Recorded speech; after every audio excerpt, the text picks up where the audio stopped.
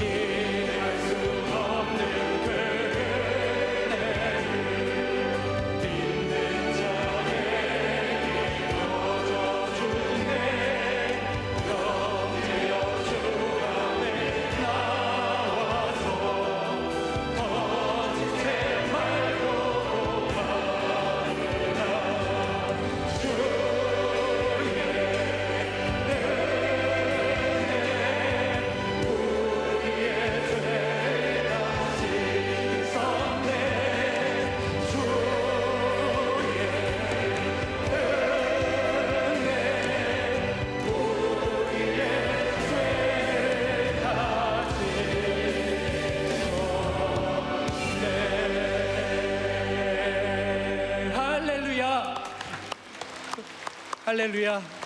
은혜의 찬양 감사드립니다. 자리에 앉으시기 바랍니다. 이제 성경을 봉독하겠습니다. 각 가정에서 온라인 생중계 예배로 참여하시는 성도님들께서도 함께 봉독해 주시기 바랍니다. 오늘 우리에게 주시는 하나님의 말씀은 신약 성경 요한복음 1장 14절에서 17절과 에베소서 2장 8절 9절의 말씀 함께 교독하시겠습니다. 제가 먼저 읽겠습니다.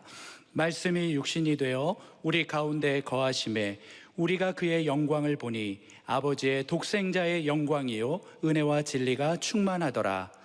요한이 그에 대하여 증언하여 외쳐 이르되 내가 전에 말하기를 내 뒤에 오시는 이가 나보다 앞선 것은 나보다 먼저 계심이라 한 것이 이 사람을 가리킴이라 하니라. 우리가 다 그의 충만한 데서 받으니 은혜 위에 은혜로라. 율법은 모세로 말미암아 주어진 것이요 은혜와 진 에베소서 2장 8절 제가 읽겠습니다. 너희는 그 은혜에 의하여 믿음으로 말미암아 구원을 받았으니 이것은 너희에게서 난 것이 아니요 하나님의 선물이라. 다 함께 읽겠습니다. 행위에서 난 것이 아니니 이는 누구든지 자랑하지 못하게 함이라. 아멘. 저희 교회는 코로나 이 어려운 상황 가운데서도 한 가지 아주 특별한 은혜랄까 또 좋은 문화가 하나 생겼는데요. 그것이 뭐냐면 전교우 찬양하는 것입니다. 그죠? 전교우 찬양. 그래서 오늘 놀랍다 주님의 큰 은혜, 그 다음 놀라워라 주 사랑이 어찌 날 위함이 온지, How can it be? 이게 어떻게 가능하냐고 정말 마음의 사모를 가지고 이런 찬송을 하는데, 오늘 이 은혜가 여러분들 머리로만 깨달아지는 것이 아니라 우리의 가슴으로 실체로 여러분들의 체화되기를 사모합니다. 깜짝 놀라셨죠? 이것도 또 코로나 시대에 우리 교회 주신 새로운 문화인데요, 정말 사모하기를 바라고 은혜에 관해서 깜짝 놀라기를 바랍니다. 은혜에 관해서 각성이 일어나기를 바랍니다. 은혜에 대한 각성이 일어나기를 바랍니다. 자, 우리 은혜란 말을 많이 들어요. 특별히 기독교에는 있는 어떤 용어라고 말할 수 있는데, 이 은혜에 대해서 오늘 여러분들이 특별히 오래된 분들, 신앙생활 오래 한 분들이 오늘 은혜에 대해서 조금 더 깊이 있게 와닿았으면 좋겠어요. 이 신앙 역사를 보면, 신약에 시작할 때 누가복음 1장부터 보면 제일 먼저 복음 역사를 시작할 때 천사 가브리엘을 통하여 마리아에게 소위 수태고지를 했어요. 예수님 태어날 걸 얘기하면서 그 모든 과정을 얘기하는 첫 번째 일성이 뭐냐면 마리아에게 은혜를 입은 자여, 누가복음 1장 28절에 은혜를 받은 자여, 그 은혜를 받은 자여 평안할지어다. 샬롬, 그 다음에 은혜라면 카리스란 말인데, 이 카리스와 샬롬이 같이 가는 것인데, 은혜를 받은 자여 평안할지어다. 그러고 난 다음 오늘 본문에 있는 것처럼 뭐라고 이야기하고 합니까? 오늘 본문의 14절에 은혜와 진리가 충만하더라. 은혜와 진리가 충만하더라. 오늘 이 예배에 은혜와 진리가 충만하더라. 그 다음 16절에 보니까 은혜 위에 은혜더라. 여러분들 가정마다 개인마다 은혜 위에 은혜로라. 은혜, 소위 우리 교회가 말 은상과 은혜 위에 은혜, 은 위에 상, 더할 가짜, 은상과 옛날에 우리 신앙에서 기독교적인 4대 그 사자성어에 은상과 은혜더라. 소위 은혜 풀 패키지를 받았다. 그리고 이 요한이 나중에 이제 요한복음 1장부터 이 은혜에 대해 시작해가지고 요한이 마지막 반목섬에서 그가 마지막 계시를 받아 요한계시록을 쓰면서 요한계시록의 마지막 뚜껑을 요한계시록 22장 마지막 부분에 뭐라고 나와 있어요? 우리 모든 하나님의 백성들에게 주 예수의 은혜가 모든 자들에게 있을지어다. 아멘. 이게 이제 신약의 마무리 부분이에요. 이걸 요한이 깨달았을 뿐만 아니라 사도 바울도 이걸 깨닫고 난 다음에 너무 바울이 은혜를 좋아해서 그래서 편지를 쓸 때마다 서두에 은혜와 평강이 너에게 있을지어다, 은혜를 얘기하고, 그 다음에 바울은 결정적으로 나의 나된 것이 하나님의 은혜로라. 아무리 생각해도 바울은 본래 핍박자여 포악자였기 때문에 이런 거 할 자격이 없는 사람이에요. 그런데 나의 나된 것이 은혜로 되어가지고, 그래서 바울은 자주자주 믿음의 아들 디모데에게도 네가 은혜 속에서 강해라, 은혜 속에서 강하라. 그래서 여러분, 신앙생활 오래 할수록 은혜를 제대로 깨닫지 못하면 절대로 은혜가 은혜되지 못합니다. 은혜를 제대로 깨닫지 못하면 은혜가 은혜되지 못합니다. 은혜를 제대로 알지 못하면 은혜를 또 오해하는 것입니다. 우리도 모르게 신앙이 은혜 받았다 그러면서도 정체되고 고착되어 버립니다.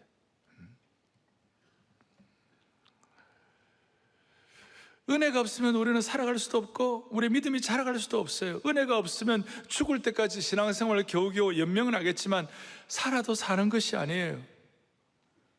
은혜가 없으면 요한복음 10장에서 말한 대로 풍성한 삶이 무엇인지 몰라요. 그래서 오늘 글로벌 특별사역봉회 19차 하루 전 주일 이 중요한 시간에 어제 제가 새벽에 그런 얘기를 드렸어요. 교회의 은혜의 전운이 감돈다고. 은혜의 전운이 감돈다고. 그렇게 그것이 우리에게 이것이 확인되기 위하여 은혜에 대한 눈을 뜨게 되고 은혜에 대한 각성을 해야 되고, 특별히 은혜가 우리를 온전케 하는 줄로 믿으셔야 되는 것이. 그래서 은혜는 우리를 온전케 한다는 말씀에 제목을 붙인 거예요. 신앙생활 오래 할수록 은혜에 관해서 귀에 딱지가 앉을 만큼 익숙합니다. 그래서 자기도 모르게 은혜에 대해서 익숙한 나머지 내가 이미 갖고 있다고 착각하고 당연히 안다고 생각하는 거예요. 당연히 아는 게 아니었어요. 그래서 오늘 우리는 이 은혜에 대한 익숙함에서 결별을 해야 돼요. 그래서 하나님께서는 우리에게 은혜에 대해서 좀 제대로 알게 하기 위하여 어떨 때는 환경적으로, 사건적으로, 인간관계를 통하여 와장창하고 엎어놓을 때가 있어요. 대신 우리는 이런 와장창하는 인간관계, 사건, 환경 이런 것 갖고 더 큰 은혜를 받지 말고 미리미리 은혜에 대한 각성을 하고 영적인 눈을 떠가지고 자발적인 은혜에 대한 사모함을 가지고 은혜에 대한 신선도를 저와 여러분들이 유지할 수 있기를 원하는 것이에요. 자, 그렇다면 첫 번째 생각할 거, 은혜가 뭔가? 오늘 17절에 이렇게 나와 있어요. 은혜와 진리는 누구로부터 말미암아 온 것이라? 그러니까 오늘 여러분들과 제가 은혜에 대한 신선도 유지, 은혜에 대한 새로운 각성하기 위하여 다른 거 찾으면 안 돼요. 뭐 오늘 목사가 어떻다, 뭐 예배가 어떻다, 집에 뭐 오늘 뭐 이렇게 연탄불 안 갈고 왔다 이런 거 있잖아요. 요즘 연탄이 없죠. 가스불 했나 안 했나 그 신경 쓰지 말고 모든 은혜의 원천은 어디로부터 왔다? 예수님부터 왔다. 은혜의 원천이 예수입니다. 예수님이 아니면 은혜 불가능. 그래서 은혜는 은혜의 원천이신 예수님으로 말미암아 얻어진 하나님의 부요하심과 선물이에요. 다시요. 은혜는 읽어보겠습니다. 함께요. 은혜는 은혜의 원천이신 예수님으로 말미암아 얻어진 하나님의 부요하심과 선물이다. 아멘. 그리고 이 은혜는 헬라어로 카리스란 말인데, 이 카리스란 말을 보통 우리가 이해하는 말로 하면 자격 없는 자에게 베풀어 주시는 하나님의 파격적인 은혜예요. 파격적인. 자격 없는 자에게 베풀어 주시는 하나님의 파격적인 호의, 파격적인 호의. grace라는 영어 단어가 있고 favor라는 단어가 있어요. 이 파격적인 호의라는 이 안에 뭐가 담겨 있느냐면요, 선물을 통한 기쁨이 담겨 있어요. 자격이 전혀 없는데 하나님으로부터 받는 선물이 커가지고 그게 너무 은혜로워가지고 그게 파격적인 호의가 돼요. 그래서 로마서 5장 15절에 보니까 뭐라고 나와 있느냐, 예수 그리스도의 은혜로 말미암은 선물은 많은 사람에게 어떻게 되었느니라? 넘치느니라. 한 방울 두 방울이 아니라 넘치느니라. 오늘 이 앞에 있는 우리 교회 성큰에 있는 은혜의 폭포처럼 넘치느니라. 넘치느니라. 파격적인 호의가 넘치느니라. 그러므로 이 은혜에 대해서, 자, 은혜의 원천이 뭐로부터 비롯됐다고요? 예수님. 그러니까 이거는 세상에 없는 사고방식이에요.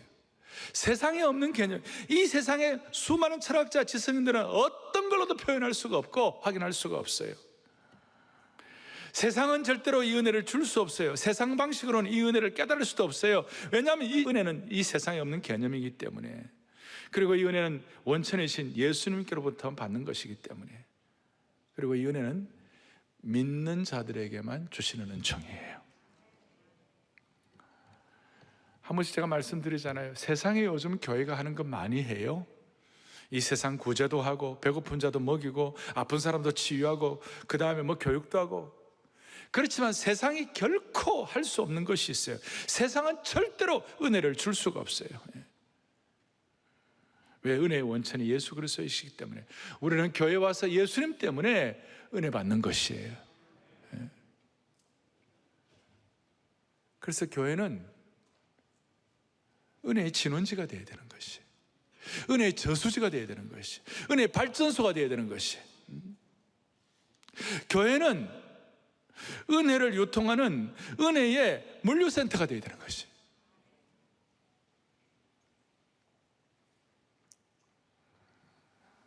그래서 여러분, 이 은혜를 잘 깨닫기 위하여 이제 제가 아주 중요한 말씀 하나를 드릴 겁니다. 그것이 뭐냐면, 은혜와 행위의 관계를 여러분들이 잘 이해하면, 은혜와 행함의 관계를 잘 이해하면 우리가 은혜에 대한 파격적인 은혜에 대해서 깨달을 수가 있어요. 그래서 첫 번째 은혜가 무엇인가? 두 번째, 은혜로 온전해지는데 특별히 은혜와 행함의 함수 관계를 통하여 우리가 좀 정리를 하겠습니다. 은혜와 행함의 함수관계. 은혜와 행함의 함수관계는, 행함은 은혜의 열매이고 결과입니다. 그래서 은혜로 시작해가지고 행함이라는 열매를 얻는 것입니다. 근데 우리 보통 은혜라고 하면, 나는 은혜 받고 나 아무것도 안 해도 그냥 감 떨어지는 거 쳐다보다가 받아먹는 것처럼 그렇게 생각이 쉬운데, 사실 은혜 받은 사람은 자연스럽게 행함이 따르는 것이에요. 그리고 이 행함을 통하여 우리가 점점점 주님을 닮아가고 온전해지는 것이에요. 제가 이 은혜와 행함의 이 함수관계는 목자의 심정으로 간절하게 고민하면서 드리는 말씀이에요. 행함이 은혜의 열매인 이유는, 은혜를 받고 은혜를 깨닫고 은혜를 알게 되면 자동적으로 행함, 자동적으로 선한 행실, 착한 행실이 따라오는 줄로 믿습니다. 이걸 깨닫는 순간 우리는 살아있는 믿음에 살아있는 믿음에 들어가는 것이. 이걸 깨닫는 순간 우리는, 은혜와 행함의 이 관계를 깨닫는 순간 우리는 점점 온전해지게 되는 것이에요. 그래서 여러분, 은혜와 행위의 관계를 잘 이해하기 위하여 오늘 여러분들이 읽었죠? 너희는 그 은혜에 인하여 믿음으로 말미암아 구원을 얻었나니 이것이 너에게서 난 것이 하나님의 뭐라고요? 선물이라. 파격적 선물이요, 호의라. 그 다음에 9절에 행위에서 난 것이 아니니 이는 누구든지 자랑하지 못하게 합니다. 이거 우리 주로 이제 구원받을 때, 구원의 확신 얘기할 때 많이 얘기하는데, 사실은 조금 더 깊이 들어가야 될 것 같아요. 그것이 뭐냐? 여기서 말하는 행위라는 것은 로마서 4장 4절에 보면 이런 내용이 나와요. 뭐라고 나오느냐면, 일하는 자에게는 그 삭시 은혜로 여겨지지 아니하고 보수로 여겨진다 그랬어요. 자기가 행함을 제대로, 나름 남에 비해서 자기가 뭔가 선하고 도덕적으로 행함이 좀 크다 이런 사람들은, 그건 자기가 내 보수를, 내 공로고, 저기 보수란 말이 대가라는 말이고, 저기 다른 표현을 하면 공로다 이 말이에요. 그러니까 은혜는 공로가 아니고, 은혜는 대가가 아니고, 은혜는 하나님의 선물이고, 그 다음에 행위와 대가는 그 하나님의 큰 선물을 통하여 자동적으로 따라오는 열매라는 것이에요. 그래서 야고보 사도는 행함이 없는 믿음은 죽은 것이라고 한 것이, 이 은혜와 행위가 충돌하는 것이 아니라 자연스럽게 따라가는 것이에요. 이런 의미에서 선행이 선행되면 안 되는 것이에요. 자, 말씀을 천천히 할게요. 선행이 선행되면 안 되는 것이에요. 선행이 선행되면 안 되고, 은혜가 선행되면 선행이 따라오는 것이에요. 그래서 여러분, 야고보서 2장 26절에 보면 행함 없는 믿음이 죽은 것이라. 그리고 행함으로 믿음이 온전하게 되었다. 여러분, 이것이 어떻게 보면 처음에 이거 잘 모르면 로마서와 야고보서가 충돌한다고 생각해요.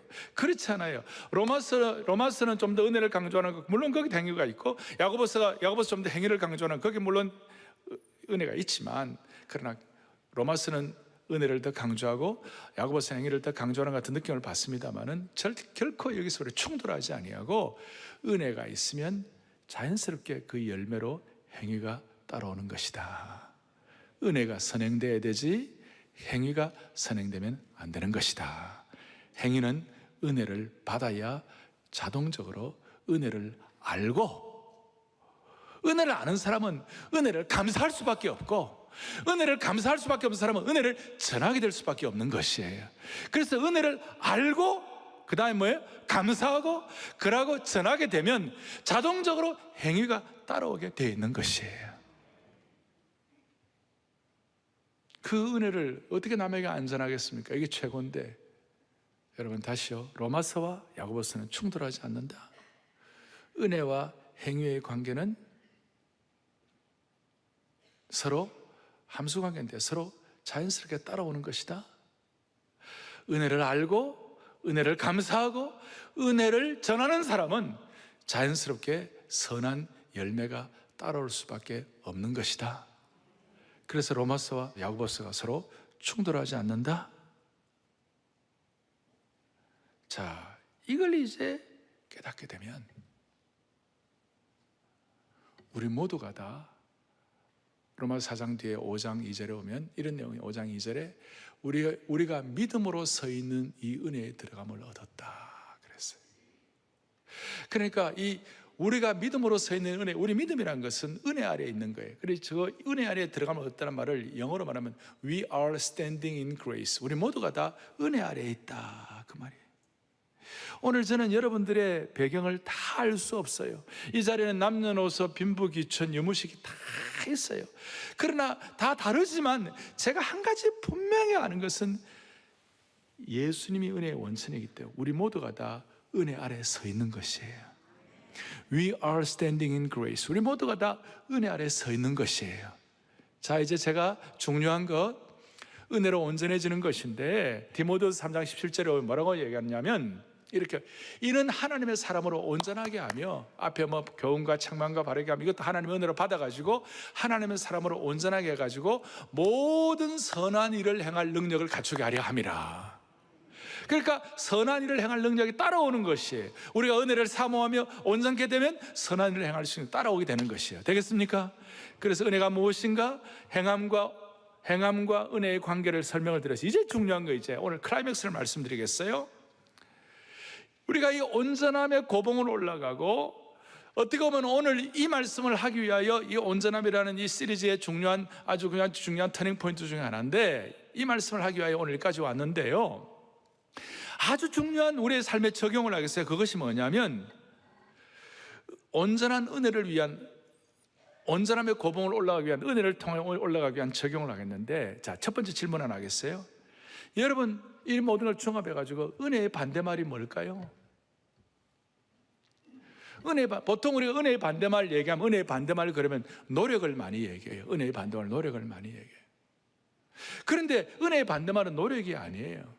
여러분 은혜 받으면 노력하게 돼 있어요. 은혜 받으면 아까 은혜를 알고 은혜를 감사하고 은혜를 하면 은혜를 전하게 돼 있는 것이에요. 노력에 따라오게 되는. 그러니까 은혜의 반대말은 노력이 아니에요. 은혜의 반대말은 공로의식이에요. 이것이 오늘 복음의 신비예요. 자, 은혜의 반대말은 뭐라고요? 공로의식. 아까 말한 대로 로마서 4장 4절에 일한 자에게는 뭐라고 그랬어요? 그 삭시 은혜로 여겨지지 아니하고 보수로 여겨진다. 아주 전형적이에요. 그러니까 내가 뭘 일 좀 했다, 내가 뭘 좀 했다, 뭐 수고했다, 뭐 애썼다, 그러면 자연스럽게 인간은 그걸 보수로 대가로 생각하는 것이에요. 이게 왜 이렇게 심각하냐? 오늘 은혜의 반대말은 공로의식이라고 그랬는데 이 공로의식은 신앙생활 오래 한 분들일수록 은근히 자리 잡고 있어요. 우리 모두에게 이것이 있는 것이에요. 따라서 우리가 영적으로 온전함의 고봉, 온전함을 사모하고 온전함의 고봉에 올라가려고 하면 반드시 부닥치는 것이 뭐냐? 충돌하는 것이 은혜의식과 공로의식이 충돌하는 것이에요.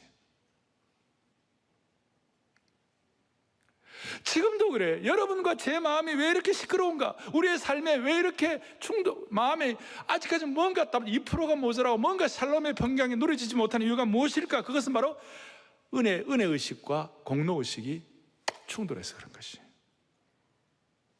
신앙생활 오래 할수록 신앙의 잡음이 여기서부터 파열음이 시작되는 것이에요. 다시요, 은혜의 반대말은 노력이 아니라 뭐라고요? 공로의식이에요. 이건 제가 피 흘리면서 깨달은 진리예요. 이걸 여러분들이 은혜로 소화해 주시기를 바랍니다. 이런 의미에서 은혜는 온전함을 위해 올라가는 황금 사다리이고 공로의식은 신앙생활을 망하게 하는 썩은 동아줄이에요. 은혜의식은 온전함을 사모하게 하는, 우리가 주님의 온전함을 이루기 위한 것도 은혜 없이는 안 되기 때문에 은혜는 온전함의 고봉을 위하여 올라가기 위한 황금 사다리이고 공로의식은 우리의 신앙생활을 폭망하게 하는 썩은 동아줄이에요. 왜 사람들이 실족하고 시험 듭니까? 왜 가정마다 파열음이 일어납니까? 왜 가정에 어려움이 있습니까? 뭐 다른 거 있어요. 왜 당신은 날 몰라줘? 이러네. 저는 이런 거 잘 못하는데, 당신은 날 너무 몰라준다고. 섭섭함과 있잖아요. 왜 날 안 알아주느냐고. 우리 인간관계 왜 파열음이 생기느냐고요. 왜 당신 날 무시하느냐고. 왜 나를 소중히 여기지 않느냐고.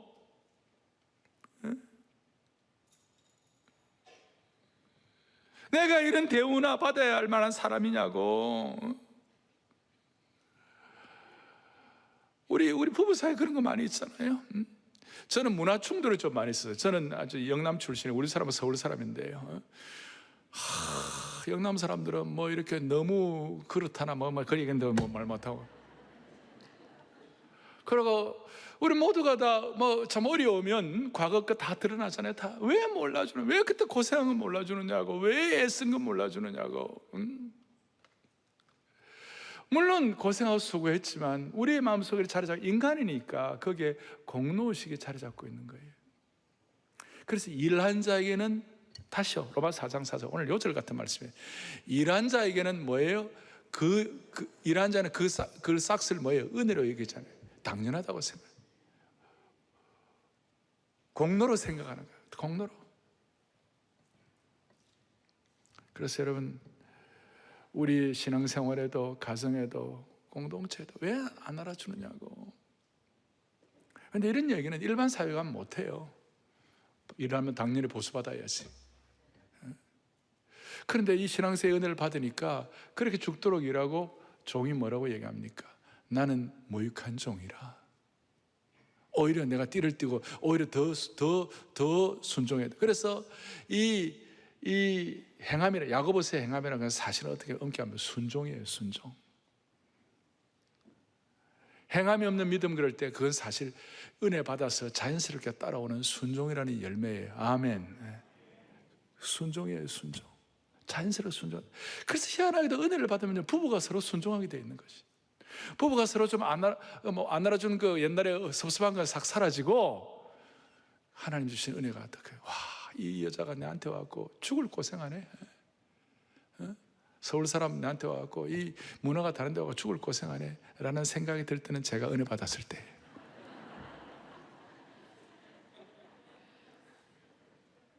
참 기가 막힌 거예요. 이런 은혜가 있으면요, 은혜가 남용된다든지 오용되다든지 악용되지 않아요. 순종의 열매가 자동스럽게 따라오는 것이죠. 서로가. 은혜와 행함은, 따라서 은혜와 노력은 같이 가는 거예요. 같이 가는.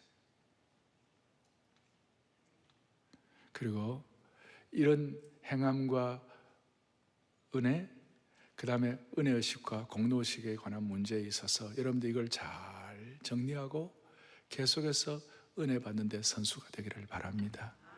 그래서 베드로가 이걸 알고 베드로후서 3장 18절에 뭐라고 얘기하느냐? 예수 그리스도의 은혜와 그를 아는 지식에서 자라가라. 계속 자라가라.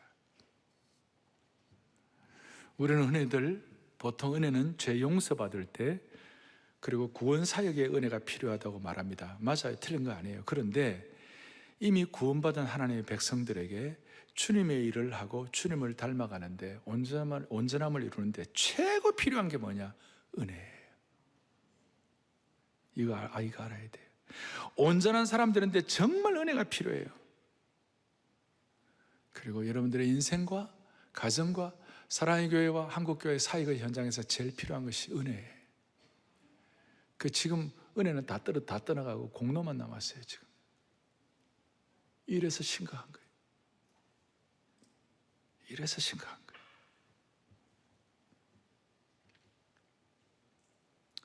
특별히 교회 중직자들, 우리도 교회 섬기다 보면 애쓰고 수고한 거 다 있잖아요. 그런데 그 공로의식이 계속 자리 잡게 되면 은혜가 떠나가는 거예요. 그래서 교회 신앙생활 오래 하고 모태신앙이고 할수록 우리에게는 새로운 은혜의 식단이 필요해요. 날마다 신선도, 이렇게 말할 수 있어요. 주님의 온전함과 주님을 닮아가는 데 제일 필요한 은혜의 식단, 은혜의 메뉴가 필요해요. 이걸 날마다 짜고 개발해야 돼요. 교회에 앞장서서 섬기는 지도자일수록 정말 은혜의 식단이 더 필요해요. 책임 맡은 사람일수록 제일 많이 소모되어야 할 식단이 은혜라는 메뉴예요. 가정에서는 가정이고 엄마예요. 제일 많이 먹어야 할 음식이 은혜예요. 이거 없으면 우리 죽어요. 구원에 있어서만 필요할 것이 아니라 우리가 주님의 온전함을 닮아가고 삶의 현장에서 매일매일 은혜의 새로운 식단이 필요한 것이. 그래서 적용을 하겠어요. 첫째, 14절은 하나님의 영광을 보니 그랬어요.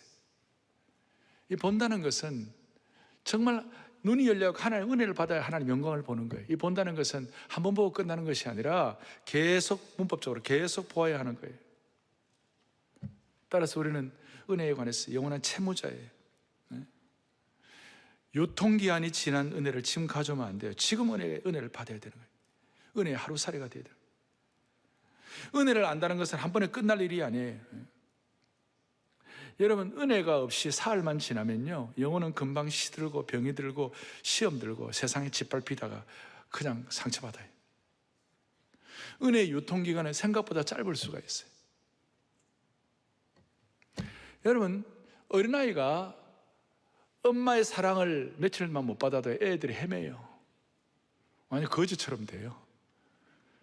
2살짜리밖에 안 되는 게 엄마의 엄마의 그 보호를 받지 못하면 한 2살만 지나면 애가 거의 거지 수준 될 거예요. 시꺼멓고. 7살짜리가 엄마의 사랑을 받지 못하면 병들어요. 이건 제 얘기예요. 저는 저희 부친이 부산에서 교회를 개척하셨는데 개척을 해야 되고 우리 할아버지 할머니가 시골에 계셔갖고 우리 어머니가 할아버지 할머니 모셔야 되기 때문에 제가 어머니 없이 1년 동안 저희 부친하고 있었어요. 근데 개척하신 날 우리 부친이 저하고 21살 차이였어요. 그러고 굉장히 열심히 하시고 저는 약간 엄마 없는 자식이 돼갖고 7살 때 1년 동안 엄마 없이 있다 보니까 제가 병이 났어요. 가난한 개척교회 목사 아들인데 엄마도 없어 그러니까 병이 나고 1년 동안 제가 황달에 걸려갖고 거의 4개월을 학교를 못 갔어요. 어린아이 때. 걷지를 못해갖고 엎혀 다녔어요. 제가 그때 생각하면요. 그래서 내가 우리 아버지한테 아침마다 눈물로 엄마 언제 와? 아버지 엄마 언제 와? 이야, 7살짜리 아이가 엄마의 사랑을 1년만 못 받아도 애가 아프고 걷지도 못해.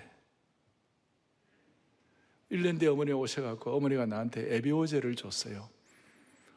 원기소. 이따만 그걸 그냥 밥 먹듯이 먹었어요. 그 이후로 건강이 회복돼갖고 그 이후로는 학교 다닐 때 한 번도 결석 안 했어요.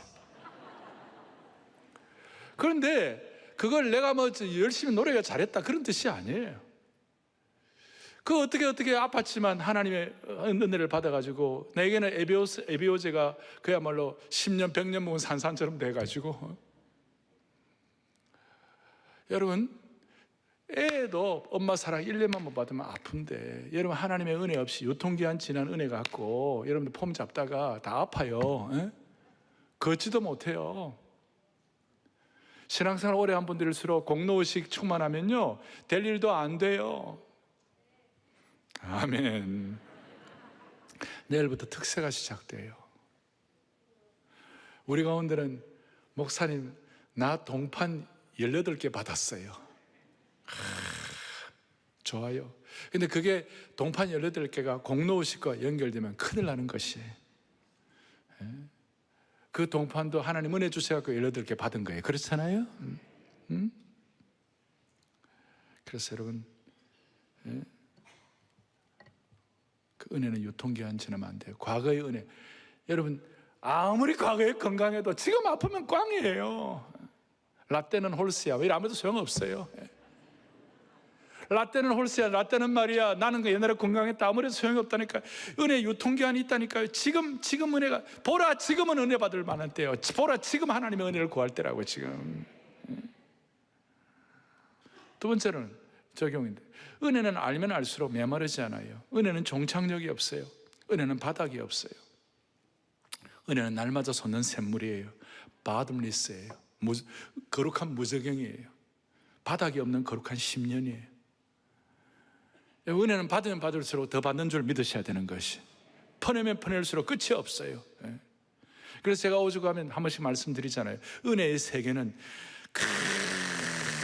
천리말을 타고 달려도, 준말을 타고 달려도 그 은혜의 부요함과 은혜의 평원은 끝이 없다고요. 이게 세상 법칙과 달라. 이게 은혜의 하늘 법칙이에요. 아무리 퍼내도 끝이 없어요. 그리고 또 있는 자에게 더 주시는 거예요. 은혜를 알면 더 받게 되고 더 선순환되는 거예요. 그래서 우리 찬송, 주 사랑 한없고 주 은혜 끝없네. 주 은혜를 사람이 어찌 알까? 넘치게 주시며 더 주시네. 그리고 성경에 보면, 특별히 우리 장로교 교리에 보면 은혜의 수단이라는 말이 있어요. 어떤 방법을 통해 은혜를 주시나? 말씀을 통하여, 말씀의 수단을 통하여, 기도의 수단을 통하여. 기도라는 것은 뭐냐? 곡조 있는 기도, 찬양이 있고, 곡조 없는 기도, 우리가 하는 기도가 있어요. 그러니까 말씀과 기도와 찬양과, 그 다음에 성만찬과, 그 다음에 성도의 교제, 이것이 은혜의 수단이라고 그래요. 그런데 이 은혜의 수단에, 이 은혜의 수단, 이 네 가지, 이 네 가지의 종합 세트가 예배예요. 이 은혜의 선물의 종합 세트의 특별 보약 세트가 특별 새벽봉예예요. 여러분, 정말 이 은혜의 선수가 되기를 바랍니다. 이렇게 하나님의 온전함을 닮아가기를 바라고, 특세를 하면서 제가 느끼는 건데요, 우리 교회 본당 사수파가 있어요. 이거 하려고 새벽 2-3시간 전부터 난리에 난리. 그런데 그냥 자연스럽게 부속실 사수파가 되는 분도 있어요. 그런데 은혜 받은 부속실 사수파가 하는 말이 너무 제가 은혜 받았어요. 목사님, 본당을 사수하지 못하고 부속실 사수파가 되더라도요, 목사님, 부속실이 그래도 침실보다 낫습니다. 그게 은혜 받은 거예요. 정리하겠습니다. 행위 구원론이라는 말이 있어요. 은혜는 받으면 뭐하냐? 행위가 따라가야지. 오늘 이 말씀은 행위 구원론을 불식시키는 것이에요. 두 번째로 구원 유보론이라는 게 있어요. 구원 유보론. 내가 구원받은 거 어찌 아냐? 나중에 하나님 결정해 주시겠지. 그 구원 유보론도 잘못된 것임을 오늘 은혜와 행함의 이 선순환을 통하여 구원 유보론도 우리가 불식시키는 것이. 세 번째, 하이퍼 칼비니즘이라고 있어요. 아주 캘빈주의, 아주 하이퍼 하나님이 예정하셨는데, 하나님이 선택하셨는데 나머지는 알아서 하고, 그러면서 신앙생활 메마르게 가는 분들이 많아요. 그것도 은혜와 행위의 온전함을 통하여 은혜의식과 공로의식을 우리가 정리함으로 말미암아 구원유보론, 행위구원론, 하이퍼 칼비니즘을 극복할 수 있도록 한 분 한 분 은혜를 주시기를 바랍니다. 은혜 더 주신의 찬송이 있습니다. 하나님이 우리 교회에 코로나 사태 이후에 정말 은혜로운 찬송들을 주셨어요. 오늘 주보안에 여러분들 날 자녀라 하시네 하고 넘버 5로 넣어놨어요. 이건 제가 나중에 마칠 때 할 거예요.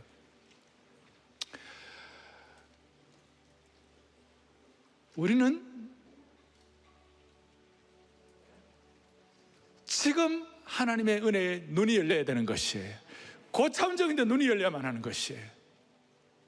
그리고 우리는 공로의식을 척결하면서 늘 평생, 그래야 우리가 행복하게 살 수 있어요. 샬롬의 경지를 누릴 수가 있는 것이에요. 주 사랑 안 없고 주 은혜 끝없네. 주 권능을 사람이죠. 여러분, 주반에 있는 건 내가 마칠 때 나중에 할 거예요. 내가 하나님의 자녀가 된 이 영광스러운 이 특별한 파격적 호의가 얼마나 대단한지는 나중에 설명할 것이고, 우리 주 사랑 안 없고 할 때 하나님 마음속에 하나님 주님의 은혜는 한없는 은혜인 줄로 믿습니다. 은혜는 파내어도 계속 우리에게 경험될 수 있는 것인 줄 확신합니다. 그런 마음으로 주 사랑 안 없고 주 사랑 안 없고 주 은혜 끝없네. 주 권능을 사랑이 어찌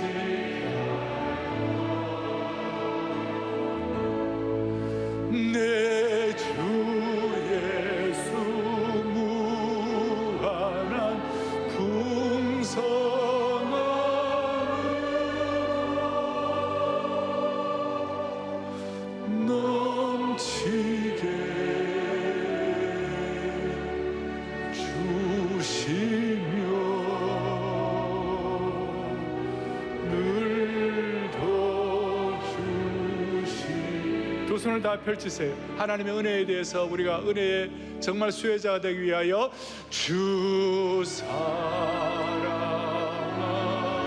주 은혜 끝없네 주 은혜 끝없네 주 권능을 사랑해 어찌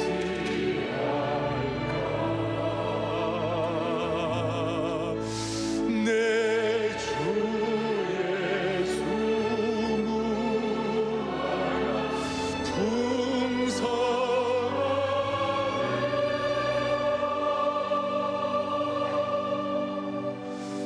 넘치게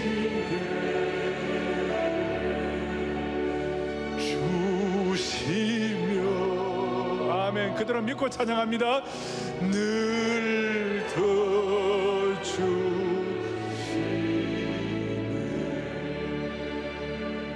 기도하겠습니다. 살아계시고 영원하신 하나님 아버지, 삶의 수많은 우리 삶의 여행 순례 가운데서도 우리의 은혜의 큰 역사를 오늘 이 시간 경험하게 해주시니 감사합니다.